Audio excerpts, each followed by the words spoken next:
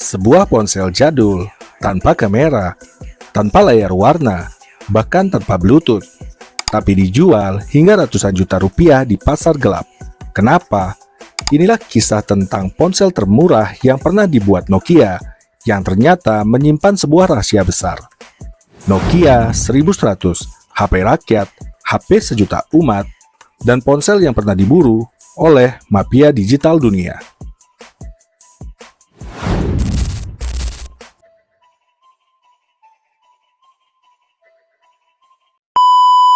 Di tahun 2003, Nokia memperkenalkan produk barunya yang sangat sederhana.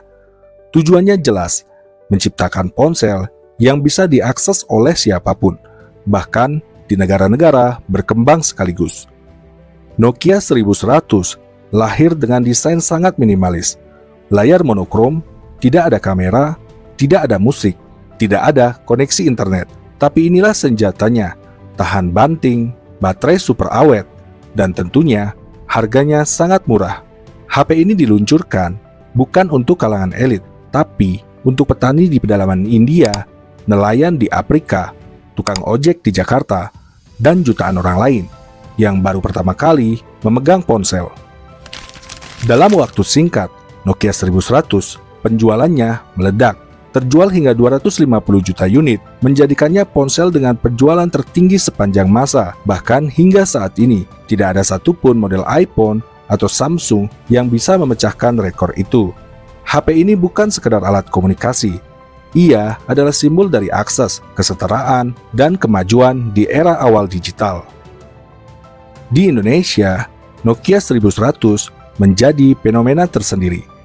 Ia bukan hanya populer, ia menjadi bagian dari budaya. Ojek pangkalan selalu menyelipkannya di saku kemeja. Ibu-ibu pasar menyimpannya di bawah daster.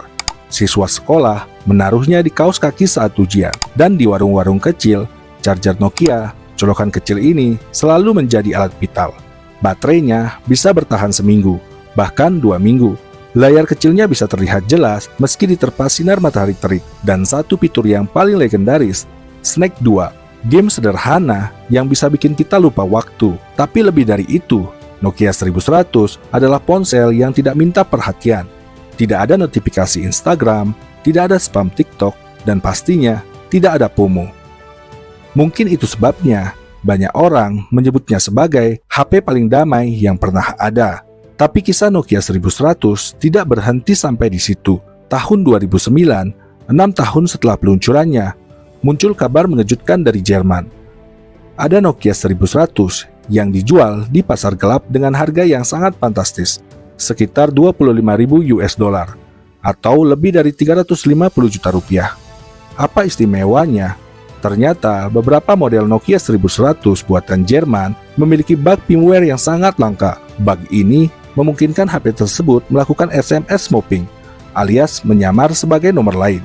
Ini berarti HP ini bisa dipakai mencuri kode OTP, membobol akun bank, dan melakukan transaksi palsu. Para penipu dan mafia digital berlomba-lomba mencari unit langka ini. Bahkan ada yang rela membayar ratusan juta untuk satu unit Nokia 1100 bekas. Dunia pun tercengang, HP paling sederhana dari Nokia ternyata bisa menjadi alat peretasan yang paling berbahaya di tangan orang yang salah. Investigasi pun dilakukan. Firmware dibongkar, dan Nokia pun angkat bicara. Mereka mengakui adanya kelemahan, tapi kasus ini cepat tenggelam. Mungkin karena terlalu sensitif, atau terlalu berbahaya untuk dibuka lebar-lebar. Nokia 1100 memang dirancang bukan untuk memikat, tapi untuk melayani.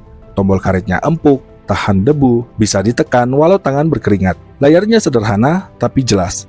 Ada senter di bagian atas, fitur kecil yang tak banyak dipikirkan produsen lain, tapi sangat berguna bagi mereka yang tinggal di daerah tanpa listrik yang stabil. HP ini adalah contoh nyata bahwa teknologi terbaik bukan yang paling canggih, tapi yang paling berguna. Seiring dengan waktu, teknologi berubah.